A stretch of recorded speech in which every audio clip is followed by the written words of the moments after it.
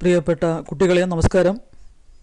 8ാം ക്ലാസ്സിലെ ഹിന്ദി പാഠത്തിലെ ആദ്യത്തെ പാഠം ഒരു ലോക കഥയാണ്. ഷാഹംഷാ അക്ബർ കോ കോൻ സിഖായഗ, ചക്രവർത്തിയായ അക്ബറിനെ ആര് പഠിപ്പിക്കും? അപ്പോൾ മുഗൾ സാമ്രാജ്യത്തിലെ ചക്രവർത്തിയായ അക്ബറിൻ്റെ മന്ത്രിയാണ് ബീർബൽ. ഒരു ദിവസം അക്ബർ ചക്രവർത്തിയുടെ രാജസദസ്സിൽ ചില പണ്ഡിതന്മാർ ഗഹനമായ ചർച്ചയിൽ ഏർപ്പെട്ടിരിക്കുന്നത് രാജാവ് അല്ലെങ്കിൽ ചക്രവർത്തി അക്ബർ കണ്ടു. അദ്ദേഹം ബീർബലിനോട് പറഞ്ഞു, എനിക്ക് അധികം വിദ്യാഭ്യാസം അറിവൊന്നുമില്ല, അതുകൊണ്ട് നാളെ തന്നെ എൻ്റെ പഠനം തുടങ്ങണം, അതിനു വേണ്ട ഏർപ്പാടുകൾ ചെയ്യൂ എന്ന് പറഞ്ഞു. അപ്പോൾ കഴിഞ്ഞ ക്ലാസ്സിൽ നമ്മൾ അതുമായി ബന്ധപ്പെട്ട ഒരു സംവാദ് അല്ലെങ്കിൽ വാർത്താലാപ്, ബാത്ചീത്ത് എന്നൊക്കെ പറയും, അത് നമ്മൾ തയ്യാറാക്കി. അതിനോടനുബന്ധിച്ചുള്ള ചോദ്യങ്ങൾ, അർത്ഥം, ഇതെല്ലാം കഴിഞ്ഞു. അപ്പോൾ ഇനി അടുത്ത ഖണ്ഡികയാണ് നമ്മൾ നോക്കുന്നത്. അപ്പോൾ പിറ്റേ ദിവസം രാജാവ് രാജദർബാറിൽ രാജസദസ്സിലെത്തിയപ്പോൾ കണ്ട കാഴ്ചയാണ് ഇവിടെ ചിത്രീകരിച്ചിരിക്കുന്നത്, ഈ ചിത്രത്തിൽ തന്നിരിക്കുന്നത്. അപ്പോൾ ഇവിടെ അക്ബറും അദ്ദേഹത്തിൻ്റെ മന്ത്രിയായ ബീർബലും തമ്മിലുള്ള ഒരു സംഭാഷണം നിങ്ങൾക്ക് ഇവിടെ കാണാം. അക്ബറിൻ്റെ തലയിൽ നല്ല കിരീടമുണ്ട്, അതേസമയം ബീർബലിൻ്റെ തലയിൽ ഒരു സാധാരണ തലപ്പാവ് മാത്രമേ ഉള്ളത്. അക്ബറിൻ്റെ വേഷവിധാനങ്ങൾ നല്ല രാജകീയമായ വേഷവിധാനമാണ്, അദ്ദേഹത്തിൻ്റെ ചെരുപ്പായാലും അല്ലേ. അതേസമയം മന്ത്രിയായ ബീർബലിൻ്റെത് കുറച്ചുകൂടി സാധാരണ വേഷം. അപ്പോൾ അതിലും സാധാരണക്കാരായ പൊതുജനങ്ങളാണ് അവിടെ വന്നിരിക്കുന്നത്. നിങ്ങൾക്ക് കാണാം, പലരും അർദ്ധ നഗ്നരായ ആൾക്കാരാണ് അല്ലേ. അത്രയും അവർ വളരെ ദരിദ്രരായ ആൾക്കാരാണ്. നോക്കാം. अगली सुबह जब शाहमशाह ने दरबार में प्रवेश किया तो उनका स्वागत एक विचित्र दृश्य ने किया. दरबार तरह तरह के लोगों से भरा हुआ था. वहाँ बच्चे और बुजुर्ग थे, गृहिणियाँ और धोबिने थीं, किसान और कचरा बीनने वाले थे, दुकानदार और लिपिक थे, मूर्ख और ज्ञानी थे, और भी न जाने कितनी तरह के लोग थे. इन सब का क्या मतलब है?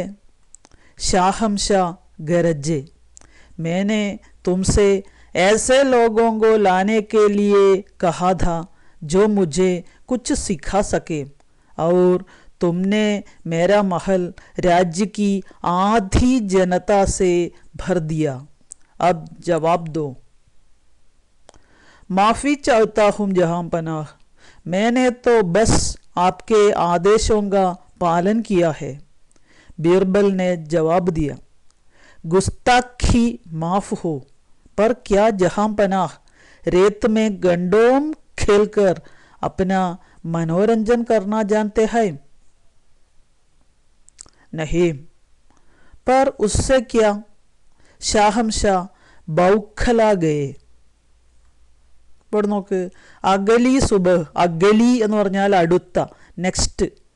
ഈ സുബഹ് എന്നുള്ള വാക്ക് സ്ത്രീലിംഗ പദമായതുകൊണ്ടാണ് അഗലി, അല്ലെങ്കിൽ അകല എന്ന് മതി. അകല പുല്ലിംഗാണെങ്കിൽ അകല അടുത്ത. സുബഹ് എന്ന് പറഞ്ഞാൽ രാവിലെ എന്നർത്ഥമുണ്ട്, ഇവിടെ അടുത്ത ദിവസം, നെക്സ്റ്റ് ഡേ. ജബ് എപ്പോഴാണോ ഷഹൻഷാ ചക്രവർത്തി ദർബാർ മേം പ്രവേശിക്കുക, രാജസദസ്സിൽ പ്രവേശിച്ചത്, തോ ഉൻകാ സ്വാഗത്, അദ്ദേഹത്തെ സ്വാഗതം ചെയ്തത്, വെൽക്കം ചെയ്തത്, എക് വിചിത്ര ദൃശ്യനേക്കിയ, വളരെ വിചിത്രമായ ഒരു ദൃശ്യം, ഒരു കാഴ്ചയാണ് അദ്ദേഹത്തെ സ്വാഗതം ചെയ്തത്. എന്താണ് ആ കാഴ്ച? ആ ദൃശ്യം എന്താണ്? ദർബാർ തരഹ് തരഹ് കെ ലോഗോം സേ ഭരാ ഹുവാ ദാ, രാജദർബാർ രാജസദസ്, തരഹ് തരഹ് കെ, തരഹ് എന്ന് പറഞ്ഞാൽ തരം, തരഹ് തരഹ് രണ്ടു തവണ ഉപയോഗിച്ചാൽ പലതരത്തിലുള്ള വിഭിന്ന തരഹ് കെ ലോഗോം സേ, ലോഗ് ജനങ്ങൾ, ജനങ്ങളാൽ, സേ എന്ന് പറഞ്ഞാൽ ഇവിടെ ആൽ, ഭരാഹുവാദ നിറഞ്ഞിരുന്നു, ഭർണ നിറയുക, ഭരാഹുവാദ നിറഞ്ഞിരുന്നു. വഹാം ബച്ചേ ഔർ ബുജുർഗ് ധേ, വഹാം അവിടെ, ഇവിടെ രാജസദസ്സിൽ, ബച്ചെ കുട്ടികൾ, പിന്നെയോ ബുജുർഗ് എന്ന് പറഞ്ഞാൽ നമ്മളെ പ്രായമുള്ള മുതിർന്ന ആൾക്കാർ, വയസ്സായവർ എന്നല്ല അർത്ഥം, നല്ല മുതിർന്ന ആൾക്കാർ. ഗൃഹിണിയാം അവർ ധോബിനേം ധീം. ഗൃഹിണി എന്ന് പറഞ്ഞാൽ വീട്ടമ്മ, ഗൃഹനാഥകൾ, വീട്ടമ്മമാരും അവർ ധോബിനേം അലക്കുകാരികൾ, തുണി അലക്കി ജീവിക്കുന്ന ആൾക്കാരുണ്ടായിരുന്നു. കിസാൻ അവർ കച്ചറ ബീന്നെ വാലേ ധേ. കിസാൻ എന്ന് പറഞ്ഞാൽ കൃഷിക്കാരൻ, ഫാർമർ. അവർ കച്ചറ ബീന്നെ വാലേ, കച്ചറ എന്ന് പറഞ്ഞാൽ വേസ്റ്റ് പെറുക്കുന്നവർ. കച്ചറ ബീന്നെ വാലേ, വേസ്റ്റ് പെറുക്കുന്നവർ, ആക്രി പെറുക്കുന്നവർ. ദുക്കാൻദാർ ഔർ ലിപിക് ധേ. ദുക്കാൻദാർ എന്ന് പറഞ്ഞാൽ പീഡിയക്കാർ, ഷോപ്പ് കീപ്പർ, കടക്കാരൻ. ഔർ ലിപിക് ധേ, ലിപിക് എന്ന് പറഞ്ഞാൽ ക്ലർക്ക്. ഈ ഓഫീസിലൊക്കെ പണിയെടുക്കുന്ന ആൾക്കാരെയാണ് ക്ലർക്ക് എന്ന് പറയാം. കണക്കുകൾ കാര്യങ്ങളൊക്കെ എഴുതി സൂക്ഷിക്കുന്ന ആൾക്കാരെയാണ് ലിപിക്. മൂർഖ് ഔർ ജ്ഞാനി ദേ. മൂർഖ് എന്ന് പറഞ്ഞാൽ ഇവിടെ പഠിക്കാത്തവർ, വിഡ്ഢികൾ എന്നൊക്കെ അർത്ഥമുണ്ട്. ജ്ഞാനി എന്ന് പറഞ്ഞാൽ വിദ്വാൻ, പഠിപ്പുള്ളവർ. അപ്പോൾ വിഡ്ഢികളും ജ്ഞാനികളും ഉണ്ടായിരുന്നു. ഔർ ഭീ ന ജാനേ കിത്തനി തരഹ് ലോഗ് ദേ. നമുക്ക് പറയാൻ തന്നെ പറ്റൂല, നമുക്ക് തന്നെ അറിയില്ല കിത്തനി എത്ര തരത്തിലുള്ള ജനങ്ങളുണ്ടെന്ന് പറയാൻ കഴിയില്ല. അത്രയധികം ആൾക്കാരെ കൊണ്ട് രാജസദസ്സ് നിറഞ്ഞിരുന്നു. ഇപ്പോൾ സാധാരണ രാജസദസ്സിൽ പണ്ഡിതന്മാർ, അതുപോലെ പട്ടാളക്കാർ, മന്ത്രിമാർ, ഇവരൊക്കെയാണ് സേനാനായകന്മാർ, ഇവരൊക്കെയാണ് ഉണ്ടാവുക.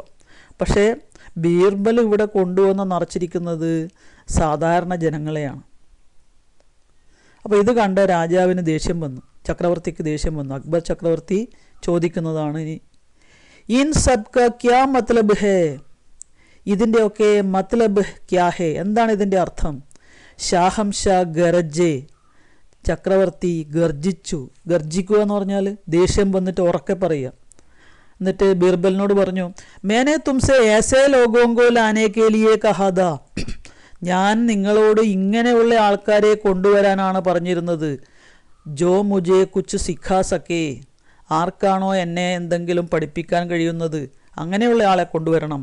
ഔർ തുമ്നെ മേരാ മഹൽ. എന്നാൽ നിങ്ങളോ എൻ്റെ രാജകൊട്ടാരം രാജ്യക്ക് ആധി ജനതാ സേ ബർദിയ. ഈ രാജ്യത്തിലെ ആധി ജനത, പകുതി ജനങ്ങളെ കൊണ്ട് ബർദിയ നിറച്ചിരിക്കുന്നു. അബ് ജവാബ് ദോ. ഇപ്പം മറുപടി പറയണം. എന്തിനാണ് എന്നെ പഠിപ്പിക്കേണ്ട ഗുരുനാഥന്മാരെ കൊണ്ടുവരുന്നതിന് പകരം ഈ രാജ്യത്തിലെ പകുതി ജനങ്ങളെ കൊണ്ട് ഈ രാജസദസ്സ് നിറച്ചിരിക്കുന്നത്? ഉത്തരം പറയൂ, മറുപടി പറയൂ. അപ്പോൾ ബീർബൽ വളരെ വിനയത്തോടെ മറുപടി പറഞ്ഞു, മാഫി ചാഹ്താഹൂം ജഹാം പനാഹ്. എന്നോട് അല്ലെങ്കിൽ ക്ഷമിക്കൂ പ്രഭു. മാഫി എന്ന് പറഞ്ഞാൽ മാപ്പ്. ചാഹ്താഹൂം ആഗ്രഹിക്കുന്നു, ഞാൻ മാപ്പ് ആഗ്രഹിക്കുന്നു എന്ന് പറഞ്ഞാൽ അർത്ഥം എനിക്ക് മാപ്പ് തരൂ. ജഹാം പനാഹ് ചക്രവർത്തി. ജഹാം പനാഹ് എന്നുള്ളതിൻ്റെ ശരിക്കുള്ള അർത്ഥം ജഹാം എന്ന് പറഞ്ഞാൽ ലോകം, ദുനിയ, സംസാർ, വിശ്വ്. സാരേ ജഹാം സെ അച്ഛ. ഈ ലോകത്തിൽ, ഈ ലോകം മുഴുവൻ എന്നുള്ള അർത്ഥത്തിൽ അല്ലെ. ഹിന്ദുസ്ഥാൻ ഹമാര. ജഹാം എന്ന് പറഞ്ഞാൽ ഈ ലോകം. പനാഹ് എന്ന് പറഞ്ഞാൽ രക്ഷകൻ, ലോകരക്ഷക. ചക്രവർത്തി എനിക്ക് മാപ്പ് തരൂ. മേനേത്തോ ബസ്. ഞാൻ ബസ് കേവലം ആപ്കെ ആദേശോങ്ക പാലൻ കിയാ ഹേ. താങ്കളുടെ ഉത്തരവ് പാലിച്ചിട്ടേ ഉള്ളൂ. അങ്ങ് ഇന്നലെ എന്നോട് പറഞ്ഞു പഠിപ്പിക്കാൻ കുറച്ച് ആൾക്കാരെ കൊണ്ടുവരണമെന്ന്. ആ ഉത്തരവ് പാലൻ കിയാ ഹേ, അനുസരിച്ചിരിക്കുന്നു, പാലിച്ചിരിക്കുന്നു. പർ ക്യാ ജഹാം പന. ബീർബലിനെ ജവാബ് ദിയ. ബീർബൽ ഉത്തരം പറഞ്ഞു, മറുപടി പറഞ്ഞു. ജവാബ് മറുപടി, ഉത്തരം. ഗുസ്താഖി മാഫുഹു. ഗുസ്താഖി ഒരു പുതിയ പദമാണ്. ധിക്കാരം. ഞാൻ ചെയ്തത് ധിക്കാരമാണെങ്കിൽ, തെറ്റാണെങ്കിൽ, മാഫുഹു മാപ്പാക്കണം, പൊറുക്കണം, ക്ഷമിക്കണം. പർ പക്ഷേ, പർ എന്നുള്ളതിന് പക്ഷേ. ക്യാ ജഹാം പനാഹ് रेत में घंटों खेलकर अपना मनोरंजन करना जानते हैं. ജഹാം പനാഹിന്, സമ്രാട്ടിന്, ചക്രവർത്തിക്ക് രേത്ത് മണൽ, മണ്ണ്, മൺതരികളിൽ, മണ്ണിൽ ഖണ്ഡോ മണിക്കൂറുകളോളം ഖേൽക്കർ കളിച്ചിട്ട് അപ്പന മനോരഞ്ജൻ കർണ ജാൻതേ ഹൈം സന്തോഷിക്കാൻ അറിയാമോ? അങ്ങ് വലിയ രാജാവാണ് അല്ലേ? വീട്ടിൽ രാജകീയമായ കൊട്ടാരത്തിൽ നിന്ന് ഒരിക്കലും പുറത്തിറങ്ങിയിട്ടില്ല. അങ്ങനെയുള്ള അങ്ങേക്ക് മണ്ണിൽ കളിച്ച് സന്തോഷിക്കാൻ അറിയാമോ എന്ന് ആരാ ചോദിച്ചത്? ബീർബൽ. നഹീം, ഇല്ല.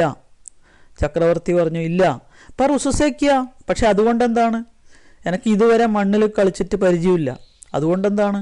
ഷാഹം ഷാ ബൗഖലാഗയേ, ചക്രവർത്തി കോപാന്ധനായിക്കൊണ്ട് പറഞ്ഞു. ബൗഖലാഗയേ, കോപം കൊണ്ട് അന്ധനായി എന്ന് പറഞ്ഞാൽ ദേഷ്യം അത്രയും കൂടി, ദേഷ്യം കൊണ്ട് കണ്ണ് കാണാണ്ടായി.